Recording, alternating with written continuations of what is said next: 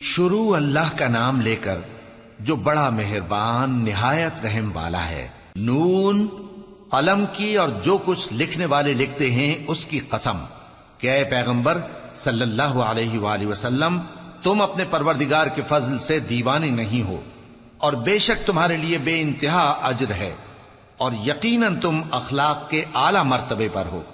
سو ان قریب تم بھی دیکھ لو گے اور یہ کافر بھی دیکھ لیں گے کہ تم میں سے کون دیوانہ ہے۔ تحقیق تمہارا پروردگار اس کو بھی خوب جانتا ہے جو اس کے رستے سے بھٹک گیا، اور ان کو بھی خوب جانتا ہے جو سیدھے رستے پر چل رہے ہیں۔ تو تم جھٹلانے والوں کا کہا نہ ماننا۔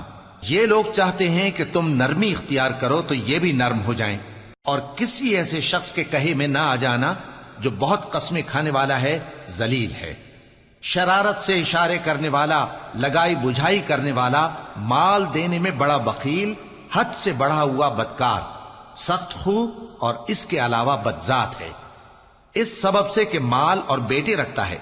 جب اس کو ہماری آیتیں پڑھ کر سنائی جاتی ہیں تو کہتا ہے کہ یہ اگلے لوگوں کے افسانے ہیں، ہم ان قریب اس کی اونچی ناک پر داغ لگائیں گے۔ ہم نے ان لوگوں کی اسی طرح آزمائش کی ہے جس طرح باغ والوں کی آزمائش کی تھی، جب انہوں نے قسمیں کھا کھا کر کہا کہ صبح ہوتے ہوتے ہم اس کا میوہ توڑ لیں گے، اور انشاءاللہ نہ کہا۔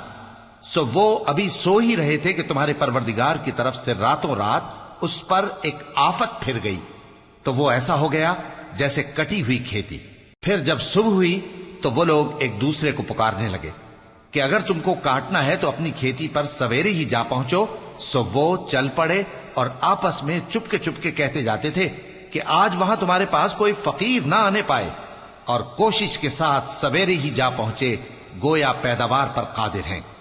پھر جب انہوں نے باغ کو دیکھا تو ویران، کہنے لگے کہ ہم رستہ بھول گئے ہیں، نہیں بلکہ ہم بے نصیب ہو گئے۔ ایک جو ان میں سمجھدار تھا بولا، کیا میں نے تم سے نہیں کہا تھا کہ تم تسبیح کیوں نہیں کرتے؟ دوسرے کہنے لگے کہ ہمارا پروردگار پاک ہے، بے شک ہم ہی قصوروار تھے۔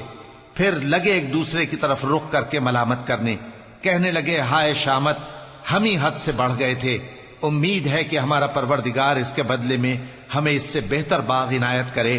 ہم اپنے پروردگار کی طرف رجوع کرتے ہیں، دیکھو عذاب یوں ہوتا ہے، اور آخرت کا عذاب سب سے بڑھ کر ہوگا، کاش یہ لوگ جانتے ہوتے۔ پرہیزگاروں کے لیے ان کے پروردگار کے ہاں نعمت کے باغ ہیں۔ کیا ہم فرما برداروں کو نافرمانوں کی طرح نعمتوں سے محروم کر دیں گے؟ تمہیں کیا ہو گیا ہے؟ کیسی تجویزیں کرتے ہو؟ کیا تمہارے پاس کوئی کتاب ہے جس میں یہ بات پڑھتے ہو کہ جو چیز تم پسند کرو گے وہ تم کو ضرور ملے گی؟ یا تم نے ہم سے قسمیں لے رکھی ہیں جو قیامت کے دن تک چلی جائیں گی کہ جو کچھ تم طے کر لو گے وہ تمہارا ہوگا؟ ان سے پوچھو کہ ان میں سے کون اس کا ذمہ لیتا ہے؟ کیا اس قول میں ان کے کچھ شریک ہیں؟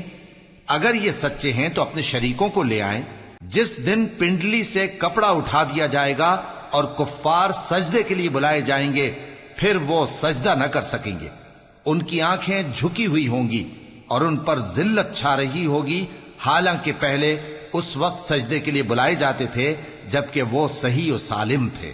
سو مجھ کو اس کلام کے جھٹلانے والوں سے سمجھ لینے دو، ہم ان کو آہستہ آہستہ ایسے طریق سے پکڑیں گے کہ ان کو خبر بھی نہ ہوگی، اور میں ان کو مہلت دیے جاتا ہوں، میرا داؤں بڑا مضبوط ہے۔